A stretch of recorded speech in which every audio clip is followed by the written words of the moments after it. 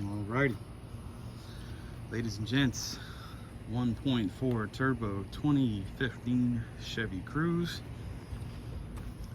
It's throwing a, I could be wrong here, a 7000 code. It's like, oh my goodness.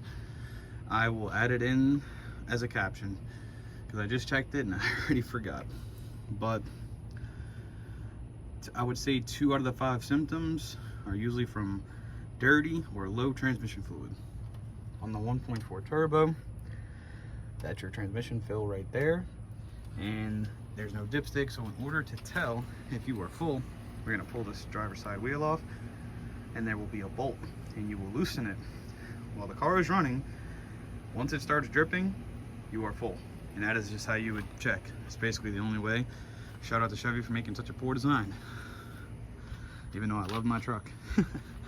Anyways, yeah, we're gonna go ahead and we're jacking this up, and we're gonna remove this wheel, and I will show you guys that bolt.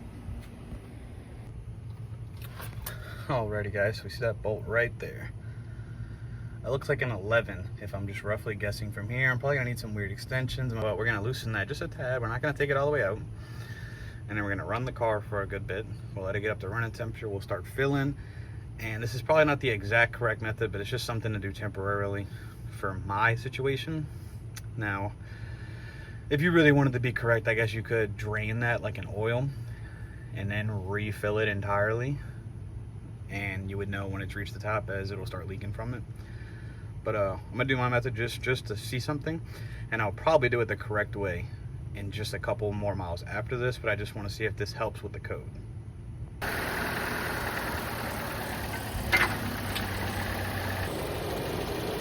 Yeah, I should have mentioned before, you do want it level. So what I did was I got in a very sketchy position, but I did it as careful as I could, and I lowered one jack, lowered another until I thought it was sitting about ride height. And like I said, this is just rough guesstimates here. If you want to be a perfectionist, get your level, you know, do it the correct way. I'm not trying to be responsible for anyone that does this all messed up. The car is probably about at running temperature now. Let's see. Oh, just getting close, about halfway between the 3rd quarter mark and where it's supposed to be.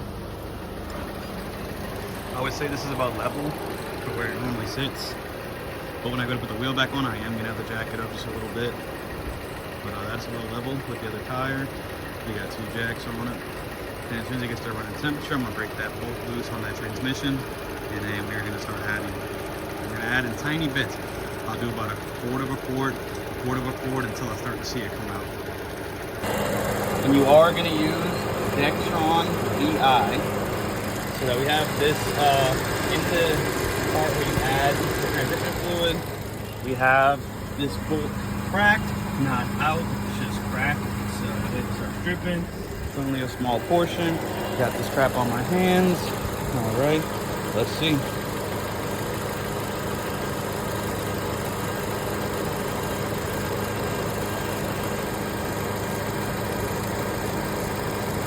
That's about a quart of a quart right there. Let's see if we have any drips yet.